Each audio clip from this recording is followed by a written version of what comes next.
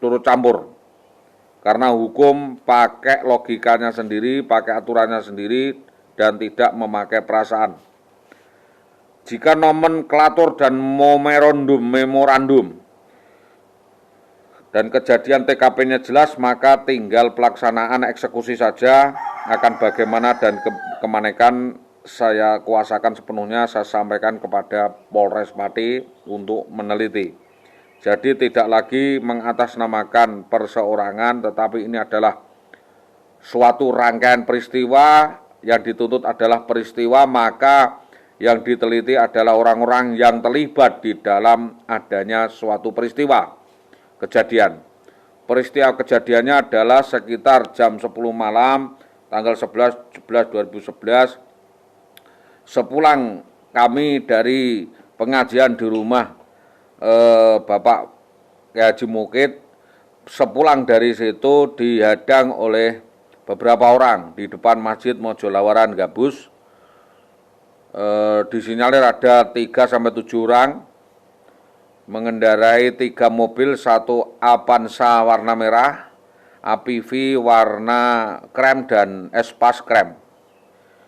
Kita masih ingat sopir-sopirnya itu namanya Pak Intan, terus Genjik, dan satu lagi orang Gunung Panti, saya tidak tahu. Ini sudah konspirasi besar. Begitu istri saya dan anak saya dicabut atau diculik, 2 minggu kemudian ada kurir meminta tebusan sebesar 600 juta dan disuruh untuk membelikan rumah sama mobil kepada yang bersangkutan. Perlu diketahui bahwa yang bersangkutan atau IWW membawa sepeda motor dari rumah bersama dengan preman atau tukang ojek bernama Besut. Keterangan dari Nur dan Kliwon, Tambak Romo. Keterlibatan Besut ini kuat. Besut sebagai kurir atau kaki tangan saudara Bambang Permadi alias Bambang Buntung alias Bambang Bongkrek, yang kita sudah sampaikan kasus ini kepada Mabes Polri, Kapolda Jawa Tengah, Propam Polres Pati, namun alibinya terlalu kuat dan dengan alasan menolong dan lain sebagainya. Unsur-unsur KDRT sudah kami sampaikan dan kami pertanyakan di Polsek Winong, itu tidak ada. Karena tidak memenuhi unsur, tidak adanya bukti. 1 orang saksi pun kalau ada bukti, jadi tidak ada bukti, itu hanya opini sepihak oleh Saudara Indah Wahyudiwati karena kebebanan sangkutan banyak utang di wilayah Karangkonang dan di wilayah Winong terkait kejahatannya di dalam sosialita, gaya dan kesombongannya di dalam kehidupannya, glamor. Pembelanjaan yang di luar batas tanpa pemasukan, itu yang kita sampaikan.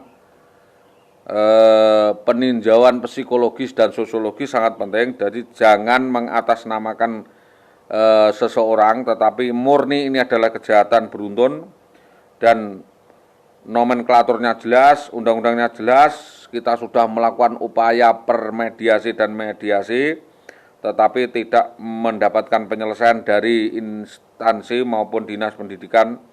Jadi ini harus segera terintegrasi, dikoordinasikan agar sanksinya jelas dan kasusnya dirampungkan. Kami juga meminta Polres Pati untuk serius mengungkap kasus perselingkuhan oknum anggota Polres Pati ini diviralkan oleh korban.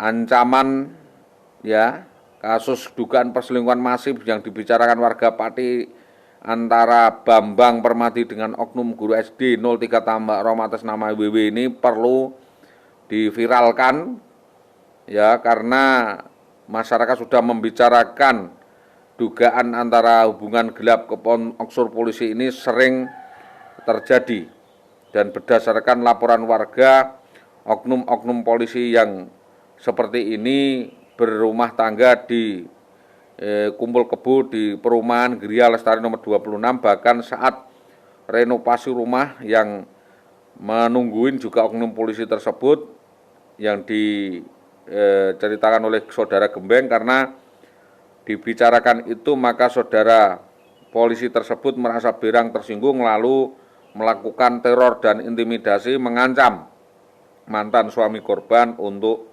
akan dikriminalisasi atau diperkarakan karena atas ranah hukum yang tidak jelas. Jadi sejak 7 Maret 2020 saudara oknum polisi tersebut meneror korban dengan melalui HP 082329958964 dan meneruskan kepada saudara Gembeng, Wawan, Trimo, dan warga penghuni Gria Lestari nomor 26 Gabus. Dan ini perlu sekali untuk diteliti, jangan sampai kejadian ya merugikan banyak pihak seperti ini tanpa diungkap dan bisa berkembang kemana-mana dan beralih kasus lainnya. Demikian penyelesaian intelijen sudah disampaikan, melipat gandakan keterangan, dan ini pelanggaran murni, jangan diperlakukan sebagai sasaran empuk pelanggaran lainnya, karena kita adalah mitra kerja bukan antara mitra lainnya.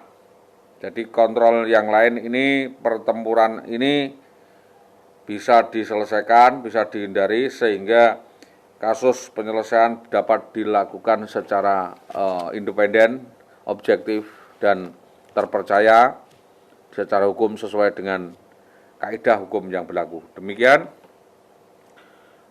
laporan ini kami sampaikan sebagai keterangan kepada pihak yang terkait agar siapa yang mengatur turut serta di dalam tipu muslihat ini yang diatur dengan sedemikian rupa sehingga dengan demikian rapinya sehingga orang yang berpikiran normal pun bisa terperdaya mempercayai apa kebenaran yang ditipukan oleh saudara IWW.